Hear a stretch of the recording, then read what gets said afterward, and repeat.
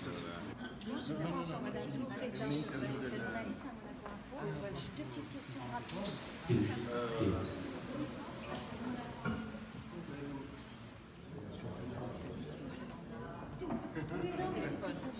Et bienvenue à notre ambassadeur, l'ambassadeur d'Italie à Monaco, M. Cristiano Gallo.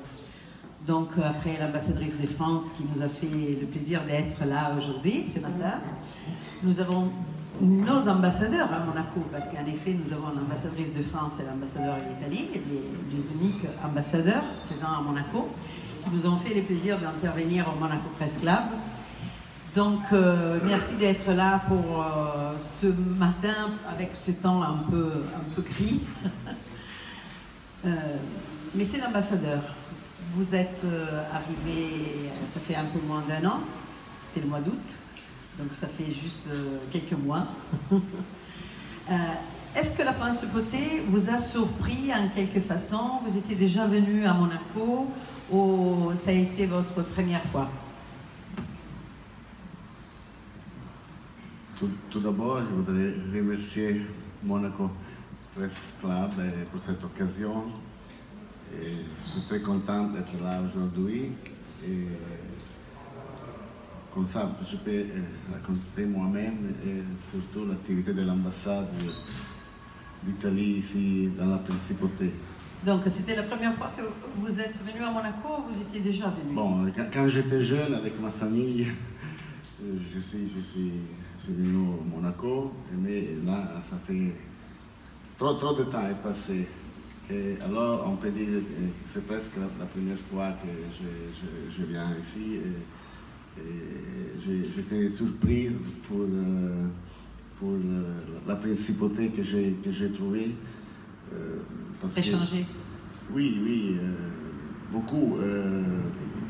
On m'a raconté que c'était un endroit, surtout où on venait pour se retirer, non, pour être tranquille, vivre la vie tranquille. Mais j'ai remarqué au contraire que c'est un pays très dynamique et qui vraiment regarde au futur. Et je suis content donc de pouvoir travailler ici dans un pays qui regarde en avant. Je ne pensais pas d'arriver à faire ce Monaco Press Club parce que je suis une optimiste et je pensais qu'on pouvait être très proche des élections politiques en Italie. J'attaque avec une question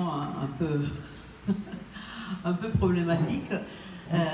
En effet, on dirait que la politique italienne a perdu un peu son chemin. Nous sommes loin des élections, ça fait beaucoup d'années qu'il n'y a pas d'élections en Italie. Et en plus, on ne sait même pas avec quelle loi exactement on ira voter, parce que même s'il y a eu le tribunal a décidé avec quelle loi, il y a encore des possibles changements. Vous voulez nous dire un peu votre pensée sur cette situation politique qui est quand même un peu particulière pour un pays européen? Non, avec plaisir, je vais spécifier qu'au contraire, ce qu'on peut sembler, vous l'avez dit, il n'y a pas d'élection politique, ça fait 4 ans. Donc, ça veut dire qu'il y a une stabilité. Ça, c'est la première chose. La législature qui va durer 5 années va être accomplie comme c'était dans le passé. C'est vrai qu'on a changé 3 gouvernements dans 4 années. Mais c'est vrai aussi que la majorité qui soutient ce gouvernement, c'est toujours la même, centre-gauche, et les directrices politiques sont toujours les mêmes. Et donc, j'attire l'attention sur le fait que la route, c'est toujours la même. Et puis, on a un chef d'État qui, bien sûr, garantisse que la Constitution soit appliquée. Et donc, c'est seulement à lui, éventuellement, de soudre les chambres et terminer une législature qui, normalement, va terminer l'année prochaine, dans ce mois de février, en 2018. Venons à Monaco. beaucoup d'activités. Donc, un des sujets qui tient à la principauté et qui a été appliqué pour les travailleurs français qui travaillent à Monaco, c'est le télétravail. Donc, on espère qu'il bientôt soit appliqué aussi pour les frontaliers italiens. C'est quelque chose de très important, même si le numéro de travailleurs italiens qui viennent à Monaco, c'est inférieur par rapport aux Français. Nous avons quand même beaucoup d'Italiens qui viennent travailler chaque matin à Monaco. Vous pensez que le gouvernement aura le temps de s'occuper de ce télétravail et pour pouvoir le faire appliquer à Monaco? Parce que je crois qu'en Italie, en effet, ça ne se fait pas encore, ou je me trompe? Non, en Italie, on commence à y penser. Donc, ça sera vraiment un test très important, même pour nous, voir comment éventuellement l'appliquer ici à Monaco. C'est vrai que le télétravail, c'est un des dossiers les plus importants que j'ai sur la table. C'est vrai qu'on regarde l'exemple français pour voir comment éventuellement appliquer, si on peut faire également une convention comme la France l'a fait. Donc on est en train d'étudier, bien sûr avec les autorités monégasques, avec Rome, bien en fil direct sur ça. On travaille et je crois que ça peut être vraiment très utile, soit en Italie qu'à Monaco, bien sûr. Disons qu'une fois qu'une entente de ce type va à régime, presque 800 Italiennes frontalières peuvent avoir la chance de rester une partie de leur temps en Italie au lieu de venir tous les jours ici. Donc, problème de trafic, de pollution, et tout ça, ça peut être vraiment très utile, je crois. Le travail pour les frontaliers italiens, c'est la santé, la deuxième ou la première priorité. Dans les passés, ils ont été faits des pas en avant très importants parce que avant les travailleurs italiens ne pouvaient pas se soigner à Monaco. Aujourd'hui, un pas a été accompli. Est-ce qu'on peut améliorer encore cette formule? Parce qu'en effet, c'est pas Monaco qui veut pas les soigner, c'est un problème de remboursement. Après, avec l'Italie, je crois qu'ils doivent toujours repasser par un médecin italien et tout. Vous pensez qu'il y a une marge de manœuvre pour améliorer ça? Il y a toujours la possibilité d'améliorer les dossiers. Sur ça même on travaille. Vous savez que déjà on a eu un succès. En général, les frontaliers sont contents de la situation qu'ils ont maintenant. On peut chercher encore à faire mieux dans des domaines plus techniques, oculistiques, on dit, oculistiques. Oui, ophtalmologie. Ophtalmologie, dentiste. Mais ça, bien sûr, il a des coûts. Donc, il faut vraiment examiner avec attention, même sur ces côtés-là, le dossier. Il y a plus de 8000 résidents italiens à Monaco. Tous les jours, vous avez des demandes pour des gens qui aimeraient venir à vivre à Monaco. Il y a toujours des demandes pour ouvrir des activités. Je ne peux pas dire tous les jours, mais c'est vrai qu'il y a une tendance positive. J'ai remarqué dans les 6 mois que je suis là qu'on a beaucoup accru le nombre des Italiens qui se sont enregistrés à l'ambassade, qui sont résidents ici. Aujourd'hui, on est presque 8300 quelque chose. Donc, un nombre qui a grandi. Et je remarque qu'il y a un intérêt à se déplacer ici dans la principauté et à commencer des activités. Donc, ce n'est pas seulement disons, la personne qui veut se retirer qui vient ici, mais il y a des gens qui viennent avec les familles. non? Les filles qui vont les enfants à l'école, tout ça signifie qu'on croit dans ces pays, dans le futur de ces pays.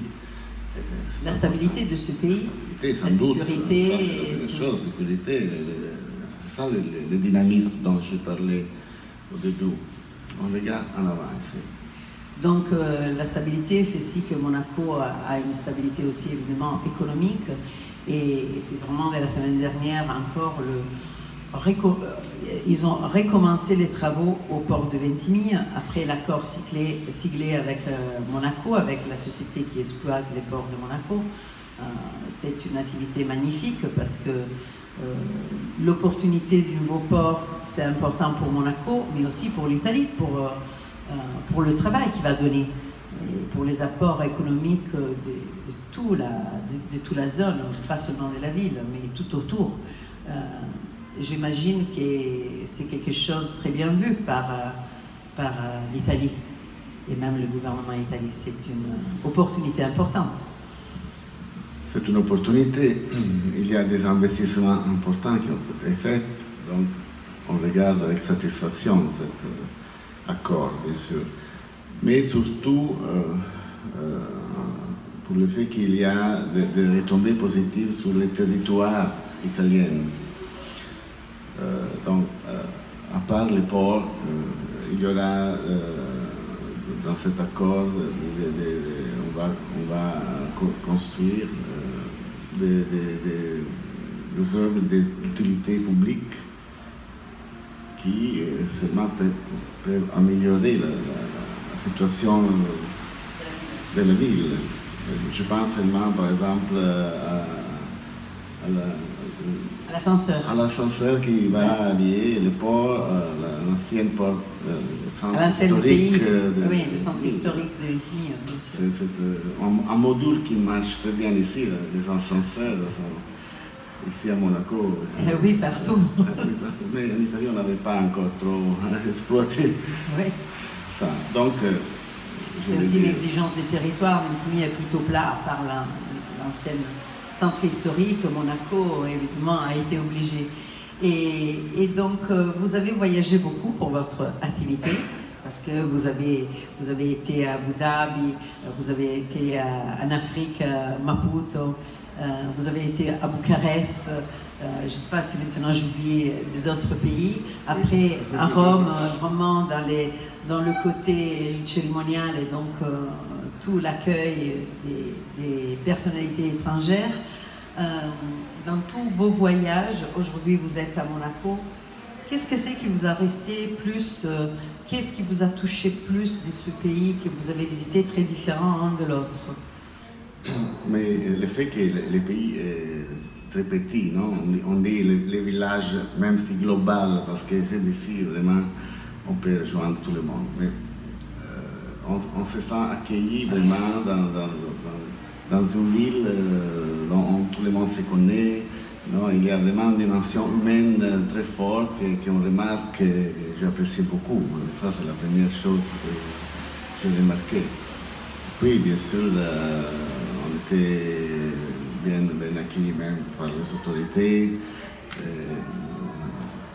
Donc, ça veut dire vraiment que les relations sont très bonnes, vraiment à un niveau très haut, alors on est content de ça.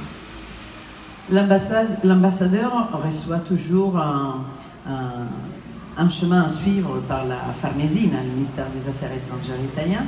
J'imagine que vous avez des projets à accomplir. Vous voulez nous en parler un petit peu des prochains projets de l'ambassade d'Italie? Merci, avec plaisir. Sans doute, mon mandat prévoit qu'on puisse chercher à toujours améliorer les relations bilatérales. Et pour faire ça, on a imaginé un parcours d'événements qui sont à la fois culturels, mais même commercial, de façon commerciale, comme on dit, pour promouvoir l'activité, le business, comme on dit, mais surtout pour promouvoir la culture italienne. L'excellence italienne dans le monde. que maintenant c'est la créativité déclinée de différentes façons. C'était un peu la thématique aussi de cette année de la Semaine de la culture italienne, non? Oui, c'est un fil rouge qui ça a commencé l'année passée avec la Semaine de la culture et de la langue italienne, qui maintenant va continuer avec la première journée du design italienne ici à Monaco, le 2 mars prochain. Qu'est-ce que va être présenté dans cette si on peut dévoiler, hein? Oui. Bien sûr, tout le monde est invité, les 2 mars au Fairmont Hotel pour voir un projet italien qui vraiment, c'est une façon de promouvoir la créativité italienne dans les luxe d'hôtellerie lié avec le bien-être. C'est un concept nouveau. Il y aura on verra dévoiler. Oui, on verra découvrir. Un film, des slides, c'est très intéressant en tout cas. Et après ça, est-ce que vous avez des autres rendez-vous aussi à annoncer? Oui, cette année, vraiment, il y a plein d'événements. Presque chaque mois, il y a quelque chose. Donc, tout d'abord, aujourd'hui, comme vous le savez bien, ça va commencer le Film Festival italien ici. C'est un événement qui a déjà 14 ans, 14 éditions. Oui, mais l'ambassade d'Italie a donné son patronage parce qu'il y a l'acteur italien, l'organisateur, c'est un célèbre italien, oui. Donc là, il y aura l'Italie dans des différents formes. À l'honneur dans le cinéma. Oui, un cinéma lié à la comédie, mais qui n'est pas seulement un cinéma italien, c'est international. Absolument. Et donc Monaco, c'est la vitrine parfaite pour ça, non? Puis il y aura, comme je vous ai dit, la journée de design, puis il y aura le 9 mars, un événement très intéressant. C'est un concert qui a été organisé par des jeunes qui a aidé avec un programme de coopération au développement qu'on a organisé ici avec la coopération. En collaboration avec la coopération internationale. Oui. Ça sera le 9 mars au Théâtre de Variété. La Rondine di Arezzo, c'est une petite association qui est en Toscanie, qui a aidé plusieurs jeunes qui viennent des pays... Des pays où il y a des conflits, des problèmes. Ils ont été amenés en Italie, intégrés, et donc... c'est un projet qui est démonstratif de comment on peut intégrer donc une nouvelle vie dans un nouveau pays. Très intéressant. Et il y aura donc un ensemble, un concert, et puis ces jeunes vont présenter leur histoire. C'est vraiment très passionnant. Très passionnant. Et donc la coopération au développement, un autre projet qu'il y a avec... nous avons un accord avec Monaco sur ça. Et on a des projets spécifiques en Afrique. Et donc ici, il y a la façon de voir les effets pratiques de cet effort. Puis, on va célébrer le 60e anniversaire de l'Union européenne. Le 25 mars, c'est l'anniversaire, c'était à Rome qui, 57, c'était signé le traité de l'Union européenne, donc on va célébrer. À Rome, il y aura un sommet général avec des chefs d'État et de gouvernement, extraordinaire. Et dans les capitales, on organise des événements pour des cérémonies. Alors là, nous avons imaginé, même avec l'ambassade de France, nous sommes là, d'organiser des choses ensemble. Alors on a invité des autorités, on va finaliser maintenant un petit peu On découvrira petit à petit. On va chercher à parler aux jeunes, parce que vraiment l'Europe c'est toujours une richesse, et même dans les moments de difficulté. Pour trouver les bonnes solutions et les jeunes générations. Oui, il ne faut pas oublier tout ce qu'elle a fait pour notre développement et surtout imaginer ce qu'elle peut encore faire pour le futur de ce pays. Je vais donner la dernière le 21 juin, qui c'est la journée de la musique. Ici, on célèbre la journée de la musique. Alors nous, on veut participer et on a imaginé une chose, ça sera la première fois à Monaco, que nous allons lancer un concert à l'aube. Donc, le Fort Antoine sera le palcoscenico. Oui, la scène. La scène où il y aura un concert italien, de musique italienne. Joué par qui? Avec l'orchestre? Un orchestre, voilà. Vous êtes en train de... On va travailler sur ça, mais c'est surtout la chose importante que ça sera la Donc première ça fois, sera de la magie, de lever de l'aube, de voir le soleil.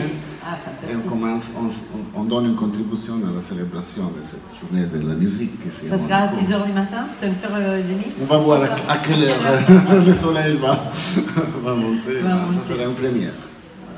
En effet, il y a aussi le 2 juin, c'est la fête d'Italie. Et on a commencé à travailler même sur ça. Je peux dire qu'on cherchera à organiser quelque chose qui puisse rester dans la mémoire. Donc, il n'y a pas encore de choses à dévoiler, mais vraiment on est en train de travailler sur ça et j'espère que bientôt, on va dire quelque chose. Dont on parle depuis de nombreuses années maintenant, un projet tripartite qui concerne la ligne de train à grande vitesse qui doit desservir donc à la fois la France jusque donc Monaco et plus loin Vintimille. Peut-être qu'il y a eu des nouvelles. Moi, c'est vrai que je n'ai pas beaucoup suivi ce dossier, en tout cas dans l'actualité. Comment est-ce que se situe l'Italie sur ce dossier? Est-ce que les réflexions sont en cours? Est-ce qu'elles sont actives? Ou est-ce que c'est un dossier qui, parce que ça suppose de la réunion de financement important, et puis l'accord de 3 parties, est-ce que c'est un dossier qui s'annonce très compliqué et très complexe encore pendant de nombreuses années? Sur ce dossier, c'est-à-dire, je n'ai pas eu l'information qui va progresser. Et donc, je crois que la Côte d'Azur, c'est toute une région qu'il faut entendre, concevoir comme une filière unique, comme on dit. Et donc, tout ce qu'il y a quelque part de Gênes, peut-être à Marseille. Oui, parce qu'en effet, le chemin de fer italien, c'est celui qui est le plus lent. La partie ici, qui arrive jusqu'à Gênes, ça fait des années, mais je crois que... Et moi, je n'ai pas de nouvelles à ce sujet, mais maintenant, il faut travailler avec Paris, il faut travailler avec Rome, avec Monaco. Nous, on est là, on peut donner des conseils, des facilités, mais ce n'est pas dans notre main, ça. La télévision, tous les jours, on voit des centaines d'immigrés débarquer, recueillis et arrivant en Italie. Comment l'Italie va-t-elle résoudre ce problème? Parce que l'Europe l'aide assez peu. Merci. On continue à travailler avec l'Europe sur ça, parce que l'Italie fait un grand effort. Et elle va continuer à le faire parce que nous sommes un pays qui accueille, un pays dont la solidarité est très forte. Bien sûr, là, il faut gérer, il faut partager le poids, et donc c'est un dossier complexe et on travaille, mais avec l'Europe.